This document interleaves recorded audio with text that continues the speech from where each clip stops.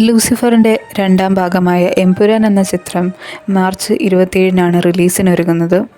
ചിത്രമിറങ്ങാൻ 2 ആഴ്ച മാത്രം ബാക്കിയുള്ളപ്പോഴും ചിത്രത്തിൻ്റെ ട്രെയിലർ ഇതുവരെ റിലീസായിട്ടില്ല എന്നതിനെ ചുറ്റിപ്പറ്റി സോഷ്യൽ മീഡിയയിൽ കുറച്ച് ചർച്ച നടക്കുന്നുണ്ട്. 2019 പുറത്തിറങ്ങിയ സൂപ്പർ ഹിറ്റ് ചിത്രമായ ലൂസിഫറിൻ്റെ അടുത്ത ഭാഗമായിട്ട് ഇറങ്ങുന്ന ചിത്രം കൂടി ആയതുകൊണ്ട് പ്രതീക്ഷ വാനോളം തന്നെയാണ് ഈ സിനിമയ്ക്ക് ഉള്ളത്. എബ്രാം ഖുറേഷി എന്ന കഥാപാത്രത്തെ കൂടുതൽ റിവീൽ ചെയ്തുകൊണ്ട് തന്നെയായിരിക്കും ഈ സിനിമ എന്ന് തന്നെയാണ് ടീസർ റിലീസായപ്പോഴും എല്ലാം മനസ്സിലായത്.